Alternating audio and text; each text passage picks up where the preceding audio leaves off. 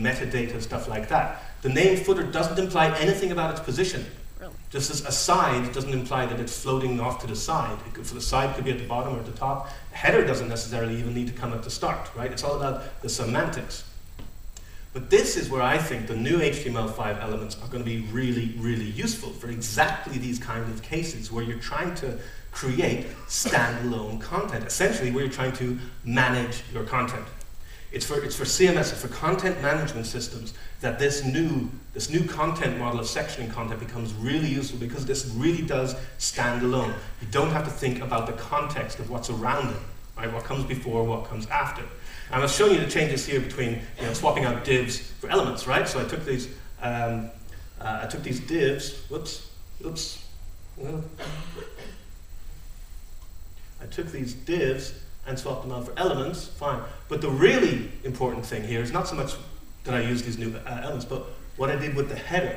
It changed from being an H2 to being an H1. What's that all about? 2 H1s in one document? Can't have that, surely. The SEO people would go crazy. Well, a section, or an article, or nav on the site is literally a standalone piece of content. It literally is a document within a document.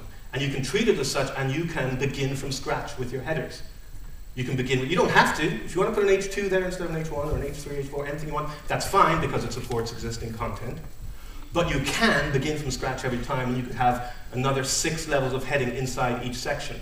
And you could nest a section in a section, an article in a section in an article, articles and sections and articles, right? You could have an infinite level of headings. These things all self-contained. I think this is where it gets really interesting for frameworks, for content management systems, trying to deal with this issue of modularity, of how you have your content stand alone. That is the problem being addressed here. And I think it's a good solution. This will have its own individual outline. You can start with an H1, and now you don't have to worry about the context around this section.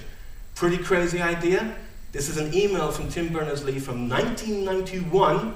He's explaining to Dan Connolly, as they're about to start up HTML, what his whole idea is behind this whole HTML tags thing is. And he's explaining, you know what I'd ideally like to have? I'd like to have this kind of section, and then there's this H element, and that's it. Now, we haven't got an H element, we've got H1 to H6 because we're supporting existing content, but essentially what we're doing is reviving this idea from 19 years ago. It isn't some wacky idea from the working group at W3C. So I think this is the area that frameworks like Drupal could really benefit from, because of this modularity, because it's solving this particular problem. I think it's really useful, and some people are doing just that. There are already some projects underway. I was going to check out the Boron project. I think that's ready to use right now. And we've got HTML5 tools, we've got HTML5 base. Where's Jen Simmons? Okay, if you want to talk about HTML5 and Drupal working together, don't talk to me. Talk to Jen Simmons, because she knows all about this stuff. And there's a group set up to talk about how to do this kind of stuff. So if you're doing theming, you're doing any of that kind of stuff, and you're interested in HTML5, so are other people. So get on board with them. One other design principle I want to mention is the idea of degrading gracefully. This I think is probably the cleverest part of HTML5, is how they've implemented new features. So there's a whole bunch of new stuff in HTML5, but they didn't just throw it in there and say, okay, throw it in and let's see how it works in browsers. They've thought about how it works, not in future browsers, I mean, obviously they've thought about that too, but how does it work today? How does it work in existing browsers? Probably the best example is the new input types. So the input element is getting a makeover. Right now we've got, input type equals text, input type equals password, right? We've got radio buttons, checkboxes, a handful of stuff. There's going to be a whole bunch more. You can start using these things. Input type equals URL, email, telephone numbers, right? So input type equals tel. And you start using this stuff, because the nice thing is that a browser that doesn't understand one of these will take one look and go, input type equals what? And instead of just refusing to render it or breaking the document, it goes, I assume you mean text. Right? Browsers degrade gracefully because of Pastel's law, because they have to be liberal. They degrade gracefully and say, if someone says input type equals foo or type equals bar, I don't know what that means, I'm going to assume they meant type equals text. And that's really, really handy. So if you were to use something like input type equals number, right? You need to get a number from your user. In a browser like, say, Safari, Chrome, Opera that supports it, you get a nice little UI element, right? This sort of a spinner control, and you can put min and max in there to control the range. Any other browser that doesn't understand input type equals number will just display it as input type equals text, which is exactly what you would have used anyway, right? So why not just use input type equals number? The good browsers get the benefit, the older browsers do exactly what they would have done anyway.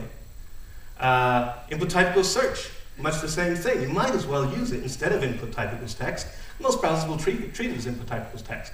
Some browsers like Safari here again, they'll do something a bit better. They'll use the operating system level search mechanism. So as you start typing, you get that nice little X that you can click away the whole thing. Nice little bit of extra behavior you get for free because it's right down into the browser at the operating system level. Other browsers will just display it like input type equals text. So why not start using it? And as well as the input types, there's a bunch of new attributes and a bunch of new features being added to forms. So you got something like a placeholder. Now, talking about solving an existing problem, right? This is something we've been hacking together with JavaScript for years, right? We've used some jQuery plugin to get this done. And now you just say placeholder equals, and then you put your placeholder text. Not your label text. The label is something different. Placeholder text. And in a browser that understands it, it works, and in a browser that doesn't. And that's degrading gracefully. It's not critical functionality. Now, if you definitely wanted this to work in all browsers, then you could use JavaScript to get it done. But what you can do is you can first test in your JavaScript. Does this browser understand the placeholder attribute? If it does, okay, just get out of the way and let it do its thing. If it doesn't, okay, here's some JavaScript to mimic this functionality. It degrades gracefully. Now, I couldn't talk about HTML5 without bringing up this issue. HTML5 versus Flash.